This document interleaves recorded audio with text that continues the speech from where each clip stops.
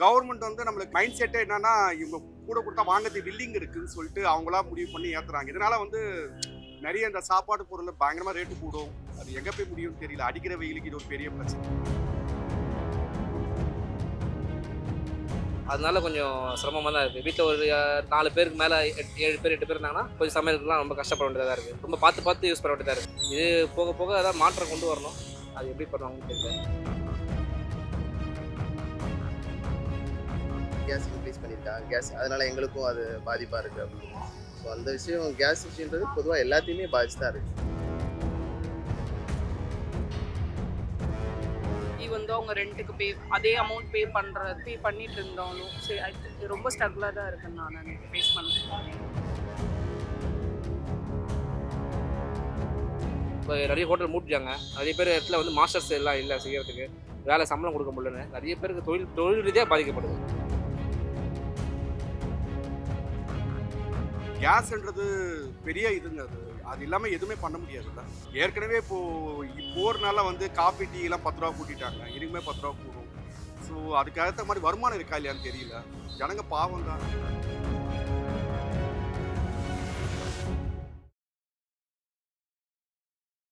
ஆச்சி மசாலா எந்த சமையலும் ருசி தேடும் ரகசியம் 20 ரூபாய். கிங் டிவி நேயர்களுக்கு வணக்கம். ஈரான், அமெரிக்கா, இஸ்ரேல் போர் நடந்துட்டு இருக்கு. இதன் காரணமா வணிக சிலிண்டரோட விலை வந்து அதிகமாயிருக்கு. இன்றைக்கு ஒரு நாள் மட்டும் 1000 ரூபாய் வரைக்கும் வணிக சிலிண்டர் விலை ஏறி இருக்கு. அதற்கப்புறமா வீடுகளில் இருக்கக்கூடிய சிலிண்டருக்கான விலையும் 50 ரூபாய் வரைக்கும் ஏறுறதுக்கான வாய்ப்பு இருக்கு அப்படின்னு சொல்லியிருக்காங்க. ஆனால் அது மட்டும் இல்லாமல் பிஜியில் தங்கியிருக்கவங்களுக்கும் 1000 ரூபாய் கட்டணம் வந்து உயர்த்திருக்காங்க. ஒரு சிலிண்டரோட விலை ஏற்றத்தினால மற்ற பொருட்களோட விலையும் ஏற்றமாயிட்டு இருக்கு.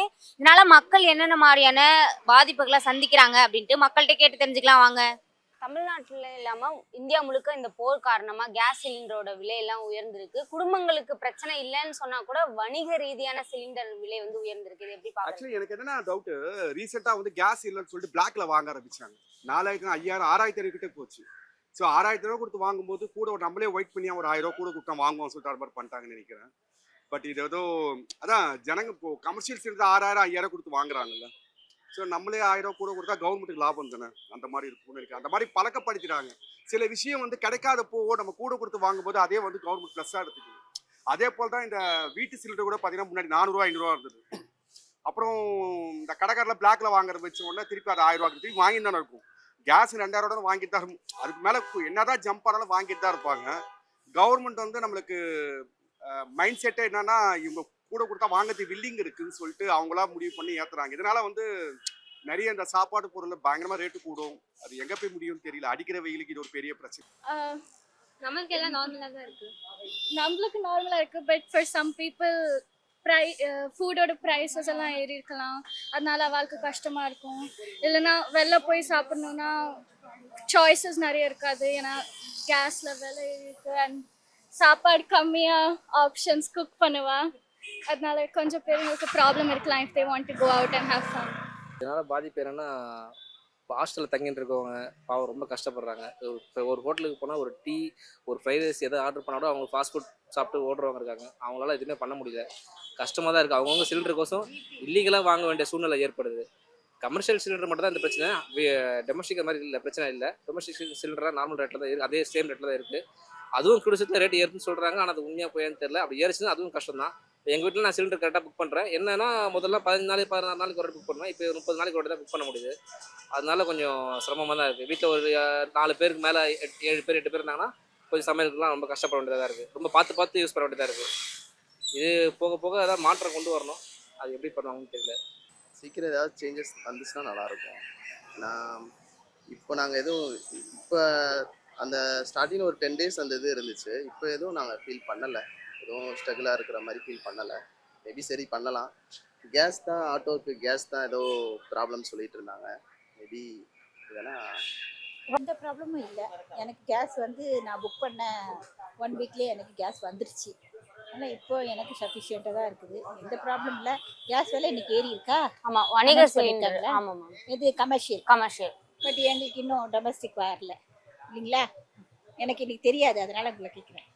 டொமஸ்டிக் வந்து 50 ருபீஸ் ஏற்ற போகிறதா சொல்லிட்டு இருக்காங்க. இன்னும் ஏற்றலை மேம். அக்செப்ட் பண்ணி தான் ஆகணும் நம்ம இல்லையா? அக்செப்ட் பண்ணி தானே ஆகணும். ரூபா ஏற்றினா அக்செப்ட் பண்ணி தான் ஆகணும். நான் ஃபேஸ் பண்ணதுன்னு சொல்லணும்னா லைக் நான் கேஸ் சிலிண்டர் புக் பண்ணோன்னா லைக் 45 டேஸாக மாற்றிட்டாங்க. அதுக்கு ஸ்ட்ரகிள் பண்ணிருக்கோம். அண்ட் அதுக்கப்புறமும் கூட நாங்கள் புக் பண்ணதுக்கப்புறமும் கூட கொஞ்சம் லேட்டாக தான் நாங்கள் சிலிண்டர் வந்துட்டு ஹோம் ஃபுட்டுக்கு சொல்கிறேன் லைக் லேட்டாக தான் ரிசீவ் பண்ணுறோம் சிலிண்டர். அது கொஞ்சம் ஸ்ட்ரகிளாக தான் இருக்குது. மக்களுக்கு நிறைய பாதிப்பு வருமுங்க இதனால. இப்போ எல்லா கடையிலும் எல்லா சாமானுக்குமே விலை கூட்டிகிட்டு போயிடும். அதுக்கப்புறம் நீங்கள் சாப்பாடு அது வண்டிகளில் ஜாஸ்தியாக 1000 500 கூட்டிகிட்டே போயிடும். அதால் மக்களுக்கு ரொம்ப கஷ்டம்தான். மக்கள் என்ன எல்லா உலக நாட்டுக்கும் இதே பிரச்சனை தான். ஹோட்டல்கள் எல்லாத்துலேயுமே அவங்களோட லிஸ்ட்ல வந்து 10 ரூபா 15 ரூபா அதிகமாக தான் வித்துட்டு இருக்காங்க. அது பேச்சுலர்ஸ்க்கு இல்லை நம்ம நார்மலாக சத்தியமாக ரொம்ப கஷ்டம் தாங்க. ஆக்சுவலி வீட்டில் ஃபேமிலி ரன் பண்ணுறவங்களுக்கு கஷ்டம், பேச்சுலருக்கு அவங்களுக்கு பாவம் தானே. அவங்களுக்கு எல்லாமே ரேட்டு கூடும். கேஸ்ன்றது பெரிய இதுங்க.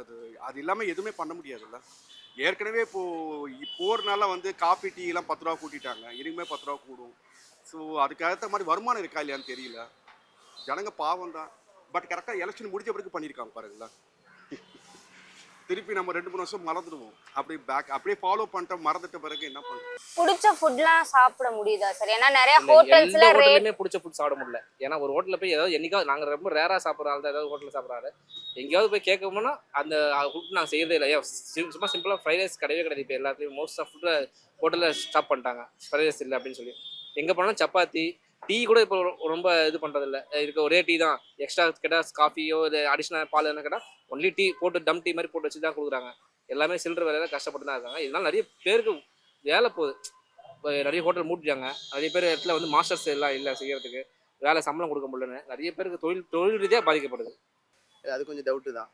ஏன்னா எல்லா பேருமே எல்லா ஃபுட்டோட இதுவுமே இன்க்ரீஸ் ஆயிடுச்சு. மேபி அது கொஞ்சம் ப்ராப்ளம் வரலாம். அதனால ஹோட்டலில் சாப்பிட கொஞ்சம் தவிர்க்கப்படலாம். இப்போ நிறைய ஹோட்டல் மூடுறதா வந்து சொல்லிட்டு இருக்காங்க கேஸ் பிரச்சனைனால. ஏன்னா 4000 ரூபாய் வரைக்குமே நார்மலாகவே கிடைக்குது. அது இல்லாமல் பிளாக்லேயும் வாங்கிட்டு இருக்காங்க. பெரிய பெரிய ஹோட்டல்ஸ்க்கு என்ன பிரச்சனைன்னு தெரியல. ஆனால் இந்த தள்ளுவண்டி கடை ஃபுட் போட்டிருப்பாங்க இல்லையா, அவங்களுக்கு தான் அவங்க ஏதாவது ஒரு நம்பி ஏதாவது ஆரம்பிச்சிருக்கலாம். அவங்களுக்கு தான் இந்த பிரச்சனை ரொம்ப பாதிக்கும். இப்போ வீட்டு சிலிண்டர்லயுமே 50 ரூபாய் வரைக்கும் ஏத்த போறதா சொல்லியிருக்காங்க சார். சிலிண்டருக்கான ஆல்டர்னேட்ஸ் ஏதாவது யோசிச்சு வச்சிருக்கீங்களா? இல்ல சிலிண்டர் தான் மெயினா? இல்லை, சிலிண்டர் தான் மெயினாக இருக்கும். ஏன்னா அதுதான் மோஸ்ட்லி 90% மக்கள் யூஸ் பண்ணுறாங்க. அதுதான் மெயினாக இருக்கும். இப்போ இதனால நிறைய அத்தியாவசிய பொருட்களோட விலையேற்றமும் இருக்கும் அப்படின்னு சொல்லியிருக்காங்க. ஸோ எல்லா ப்ராடக்ட்ஸோட விலையும் ஏற போகுது அப்படின்னு. இல்லை, எனக்கு இன்னைக்கு 67 வயசு ஆகுது. நான் அன்னைக்கு கேஸ் வந்து 25 ரூபாய்க்கு வாங்கினேன், இன்னைக்கு 1000 ரூபாய்க்கு வாங்குறேன். சைட் பை சைடு ஏறிக்கிட்டே தான் இருக்குது. நம்மளோட இன்கமும் ஏறி இருக்குது. ஐ ஆம் government servant, retired government servant. அந்த உயர்வு எனக்கு தெரியும். அதனால இதை மக்கள் அக்செப்ட் பண்ணி தான் ஆகணும். அக்செப்ட் பண்ணால் தான் நம்மளோட நாடோட முன்னேற்றம் நடக்கும். ஐ திங்க் எஸ், பிகாஸ் நான் ஒர்க் பண்ணுற பிளேஸ்லையுமே நிறைய பேர் பிஜியில் இருக்கிறவங்க எல்லாருமே லைக் ஃபுட் இல்லாமல் வந்துட்டு ஹோட்டல் ஃபுட்டில் தான் வந்துட்டு திருப்பி ஃபுட்டுக்கு பே பண்ணிட்டு வாங்குறாங்க. ஈவன் தான் அவங்க ரெண்ட்டுக்கு அதே அமௌண்ட் பே பண்ணிட்டு இருந்தாலும் சரி ரொம்ப ஸ்ட்ரகிளாக தான் இருக்குன்னு நான் எனக்கு ஃபேஸ் பண்ணுறேன். இருந்தாரு எப்படின்னு சொன்னால் நீங்கள் அவர் அந்த கேஸை வேண்டி சிலிண்டரை வேண்டி தான் அவர் அந்த பலகாரத்தை செய்யணும், சாப்பாடு செய்யணும். அப்போ அவருக்கு அது ஜாஸ்தியாக தான் முடியும். அவர் வேண்ட சாமான்களுக்கும் ஜாஸ்தியாக தான் விலை வரும். அப்போ அதுக்குள்ள அவர் 10 ரூபா வித்தரன்னு சொன்ன ஒரு சாமானை அவர் விற்க வேண்டியது 20 ரூபா 25 ரூபாய்க்கு வரும். தள்ளுவண்டி கடைங்க இருக்குது. ஆனால் அந்த அளவுக்கு இப்போ நிறைய பேர் தள்ளுவண்டி கடைக்கு போகிறது கிடையாது. இப்போது தள்ளுவண்டி கடை எது சாப்பிட்றோம்னா இட்லி தோசை இந்த மாதிரி ஐட்டம் தான் தள்ளுவண்டி கடையில் சாப்பிடுவாங்க. மற்றபடி ரொம்ப எண்ணெய் பொருள் இது மாதிரிலாம் ரொம்ப யாரும் இப்போ அவாய்ட் பண்ணுறாங்க. ஏன்னா நிறைய இன்ஸ்டாகிராமில் ரீல்ஸ் பார்க்க அவங்களுக்கு ஒரு பயம் வந்துடுது. இந்த பிரச்சனை வருது, இந்த நோய் வருது, இந்த பிரச்சனை வருதுனால.